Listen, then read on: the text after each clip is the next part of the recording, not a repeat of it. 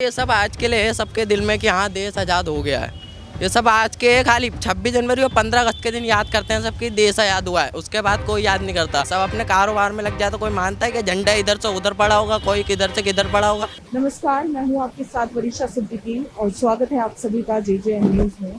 तो आज हम पहुँच चुके हैं हल्द्वानी की नैनीताल रोड पे। जैसे कि आज आप सबको पता है कि 26 जनवरी है, तो यहाँ पर हम लोगों से बात करेंगे और जानना चाहेंगे कि वो कितना 26 जनवरी के बारे में जानते हैं और क्या क्या 26 जनवरी को लेकर उनके मन में जो चीज़ें हैं वो कितना समझते हैं, क्या संविधान है, और इसको लेकर हम बात करेंगे। तो जैसे कि आज आपको पता है कि 26 जनवरी है, गणतंत्र दिवस मनाया जा रहा है पूरे हिंदुस्तान में।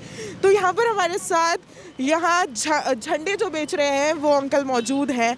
हम उनसे बात करेंगे कि अंकल कैसा चल रहा है काम? काम तो हल्के ही चल रहा है। तो जो ये आप झंडे बेच रहे हैं, तो इससे आप क्या मतलब एक दिल में हिंदुस्तान को लेकर क्या भावना है आपकी?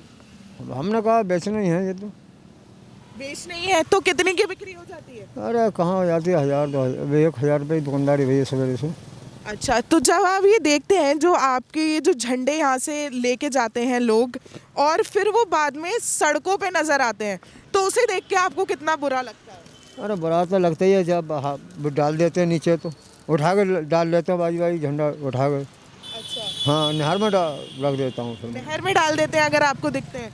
तो अभी हमारे साथ यहाँ पर मौजूद हैं जिन्होंने यहाँ पर ठेले लगा रखे हैं। 3 ठेले यहाँ लगे हुए हैं, झंडा बेचने का काम कर रहे हैं वो यहाँ। आज जैसे कि 26 जनवरी है और जो कॉन्स्टिट्यूशन डे है, आज के दिन हमारा संविधान लागू हुआ था, तो आज के दिन ये झंडे बेच रहे हैं। तो जब कल 27 जनवरी होगी और उनके पास झंडे बेचने के अलावा वो क्या काम करते हैं? भैया आपका नाम? मैम मेरा नाम अर्जुन है। अर्जुन है। तो जैसे कि आप आज 26 जनवरी है और आज आप ये झंडे बेच रहे हैं, तो कल आपके पास क्या काम होता है? मैम हमारा काम ये रहता है किसी से आज झंडे बेचे, ठीक है, फिर अगले दिन लोग सड़क पर गिरा देते हैं, इधर उधर मिलते हैं, तो हमारा काम ये होता है कि जैसे वो मिलते हैं तो उनको उठा के किसी गमले में रखें या ऊंची जगह पर किसी को बांध के रस्सी से रखें, ठीक है, फिर अगले दिन जैसे कहीं मिलते हैं फिर वो वही काम करना पड़ता है मैम।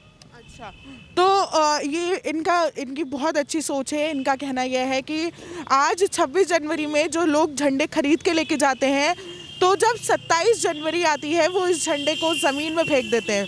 तो 27 जनवरी को ये उन झंडे को उठाने का काम करते हैं। जब आप भैया ये झंडे ज़मीन में पड़े हुए देखते हैं तो आपके दिल पे क्या प्रभाव पड़ता है? मैम ये तो हमें बहुत बुरा लगता है क्योंकि ये देश का हमारा वो अपमान हुआ, क्योंकि ये अगर झंडे गिरेंगे उधर उधर तो अपमान ही हुआ। उसको हम अच्छे से रखने के लिए, उस जगह को मतलब अच्छे से रखने के लिए या तो बच्चों को बांट दें, या तो वो बच्चों को बांटते तो बच्चों से कहें कि अच्छी जगह पर रखें, ऊंची जगह पर रखें या गमलों में रखें। बस मैम यही तो रहता है हमारा, और कुछ नहीं। बहुत बहुत शुक्रिया। तो जैसे कि जो आज 26 जनवरी है, तो इस दिन कितनी बिक्री हो जाती है? मैम 26 जनवरी के दिन तो हो ही जाती है, 500-600 रुपये तक की हो जाती है दिन भर में 500-600? जी मैम, इस बार क्योंकि काम नहीं चला। काम नहीं चल रहा है, तो अब तक सुबह से कुछ बिके झंडे? मैम हाँ, 300-400 रुपये के बिके सुबह से। तो सुबह से 300-400? जी मैम। चलिए, बहुत बढ़िया। यहाँ पर और भी लोग मौजूद हैं। तो आप भी यही ठेला लगाते हैं? हाँ, तो ये जो 2 ठेले हैं, तो ये सब आप ही लोग मतलब एक ही लोग हैं तो सब लगाते हैं? तो आज जैसे कि आपको पता है कि 26 जनवरी है, तो इस दिन क्या हुआ था? इस दिन हमारा संविधान लागू हुआ था और लिखा था रविन्द्रनाथ टैगोर जी ने, और लागू हुआ था 1950 में। 1950 में संविधान लागू हुआ था। 1950। ओके। तो जैसे कि आपको पता है ये जो संविधान लागू हुआ था वो डॉक्टर बी.आर. अम्बेडकर के द्वारा हुआ था, तो उनसे आप कितनी प्रेरणा लेते हैं? सही है, मतलब कॉमनली लाए थे वो कि जातिवाद हटाया था उन्होंने। तो जैसे कि आप हिंदुस्तान के युवा हैं, तो कितना जोश है आपको हिंदुस्तान को लेकर?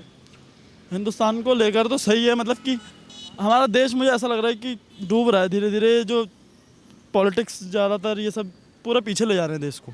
और अच्छा, जो पॉलिटिशियंस हैं वो देश को पीछे लेके जा रहे हैं, तो आपके मायनों में देश कैसे आगे आ सकता है? पहली बात तो यह है कि इलेक्शन में एक ऐसा रूल निकाल देना चाहिए कि इलेक्शन वही लड़ेगा खाली जिस पे असीम संपत्ति हो। ओके। इससे चोरी होना बंद होगी क्योंकि उस पर पहले से संपत्ति होगी। और दूसरी बात, ये पार्टी सिस्टम बंद कर देना चाहिए। पार्टी सिस्टम बंद कर देना हाँ, चाहिए। जैसे राष्ट्रपति शासन है अमेरिका में, वैसे ही चालू हो जाना चाहिए। अच्छा, तो आपका क्या कहना है? ये भैया कह रहे हैं कि जो पार्टी सिस्टम है वो बंद कर देना चाहिए हिंदुस्तान में, तो आप क्या कहना चाहते हैं? इस बात इसके इनके बात से मैं एग्री हूँ। जैसे इन्होंने कहा कि राष्ट्रपति शासन होना चाहिए। बहुत से शहरों में इसका फ़ायदा भी है कि हाँ हमारे लिए है, लेकिन हमारे देश में है प्रधानमंत्री शासन।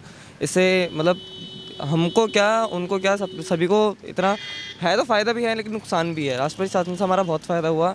और जैसे कि आज रिपब्लिक डे है, बहुत लोग इसको जैसे कि गणतंत्र दिवस में मनाते हैं। सबको मतलब बहुतों को नहीं भी पता है कि ये क्यों मनाया जाता है।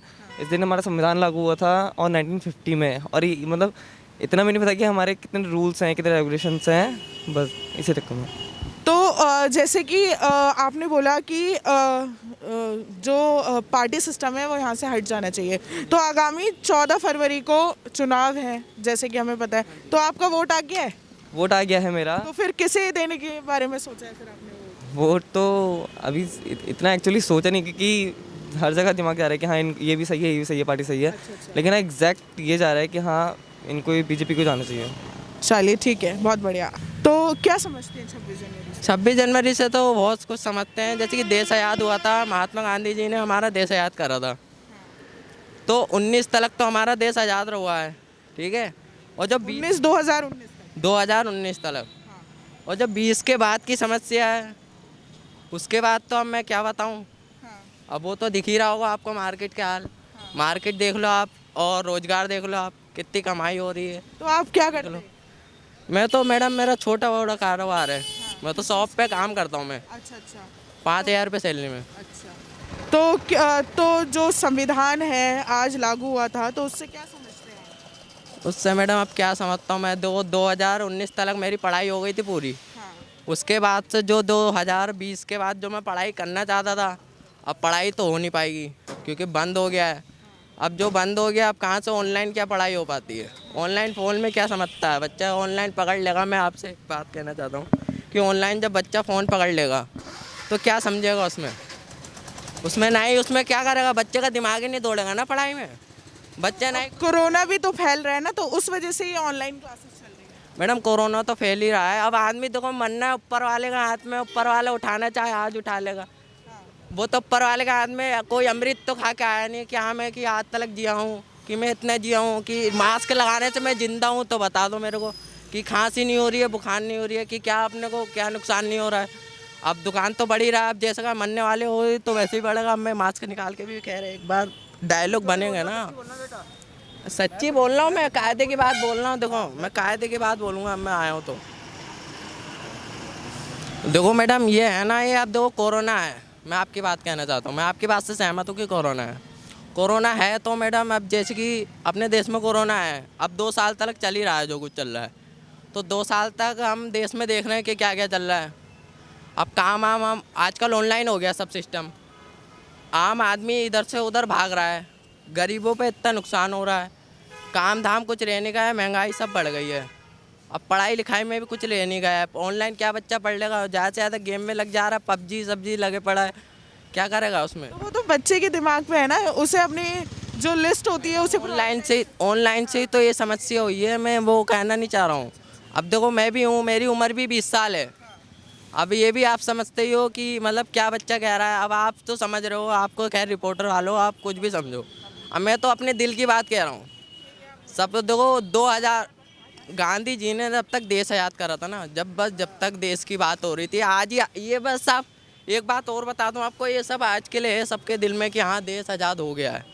ये सब आज के खाली 26 जनवरी और 15 अगस्त के दिन याद करते हैं सबकी देश आज़ाद हुआ है। उसके बाद कोई याद नहीं करता। सब अपने कारोबार में लग जाए। तो कोई मानता है कि झंडा इधर से उधर पड़ा होगा, कोई किधर से किधर पड़ा होगा। जो भारत का युवा है आजकल, तो वो जो हमारी पहली बातें बनाई गई थी कि वो जो कॉन्स्टिट्यूशन बना था, जो संविधान बना था, तो आज का जो युवा है वो नशे में पड़ गया है।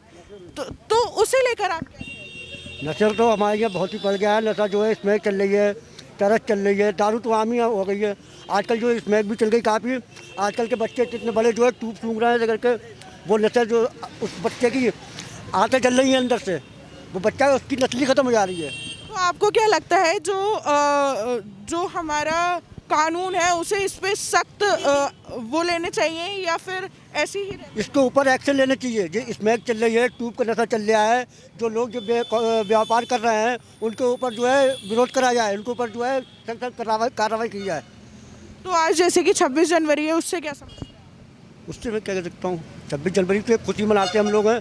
आज के दिन तो जो है समझ लो हिंदू मुसलमान सिख ईसाई हर कोई जो है खुशी मनाता है इस चीज़ की। तो जैसे कि आज हम मौजूद थे हल्द्वानी की नैनीताल रोड पे और यहाँ पर हमने लोगों से बात करी कि 26 जनवरी क्यों मनाई जाती है और वो 26 जनवरी से क्या समझते हैं, संविधान से क्या समझते हैं। तो ये थी हमारी JJN की ग्राउंड रिपोर्ट। मैं थी आपके साथ वरीशा सिद्दीकी। मैं शुएब अहमद हल्द्वानी विधानसभा से समाजवादी पार्टी का प्रत्याशी हूं और आप सभी लोगों से अपील करता हूं अपने इस भाई को एक मौका ज़रूर दें। 5 साल से आपके बीच में हूं और आपके बीच का हूं और सबको मौका दिया है, एक बार मौका ये दें। मैं आपसे हाथ जोड़ के अपील करता हूं, हल्द्वानी के विकास के लिए, इस प्रदेश के विकास के लिए बदलाव बहुत ज़रूरी है। एक बार अपने छोटे भाई को मौका ज़रूर दें। शुएब अहमद।